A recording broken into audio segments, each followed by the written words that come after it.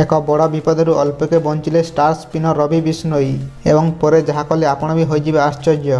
ହଁ ଦର୍ଶକ ବନ୍ଧୁ, ଶ୍ରୀଲଙ୍କା ବିପକ୍ଷ ପ୍ରଥମ ଟି20 ମ୍ୟାଚ୍ରେ ଟିମ୍ ଇଣ୍ଡିଆ 43 ରନ୍ରେ ବିଜୟୀ ହୋଇଛି। ପ୍ରଥମେ ବ୍ୟାଟିଂ କରି ଭାରତ ଶ୍ରୀଲଙ୍କାକୁ 214 ରନ୍ର ଏକ ବିଶାଳ ଲକ୍ଷ୍ୟ ଦେଇଥିଲା। ଏହାର ଜବାବରେ ଶ୍ରୀଲଙ୍କା 117 ରନ୍ରେ ଅଲଆଉଟ୍ ହୋଇଯାଇଥିଲା।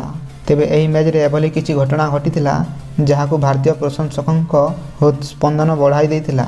ଶ୍ରୀଲଙ୍କା ଇନିଂସର 17ତମ ଓଭରରେ ଲେଗ୍ ସ୍ପିନର ରବି ବିଷ୍ଣୋଇଙ୍କ ସହ ଏହି ଘଟଣା ଘଟିଥିଲା।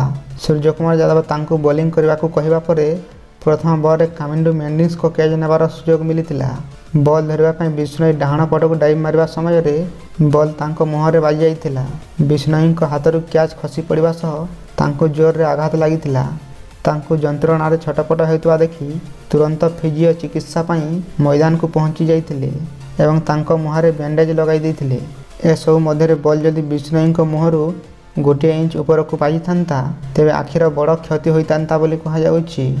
ଆହତ ହେବା ପରେ ମଧ୍ୟ ବିଷ୍ଣୋଇ ବୋଲିଂ ଜାରି ରଖିଥିଲେ ଏବଂ ସେହି ଓଭରରେ ଶ୍ରୀଲଙ୍କା ଅଧିନାୟକ ଚାରିତ ଅଛଲଙ୍କାଙ୍କ ୱିକେଟ୍ ନେଇ ଟିମ୍ ଇଣ୍ଡିଆକୁ ଏକ ଗୁରୁତ୍ୱପୂର୍ଣ୍ଣ ସଫଳତା ଦେଇଥିଲେ। ବିଷ୍ଣୋଇଙ୍କ ଏହି ମହାନ କାମ ଦେଖି ସମସ୍ତେ ତାଙ୍କୁ ପ୍ରଶଂସା ମଧ୍ୟ କରୁଛନ୍ତି।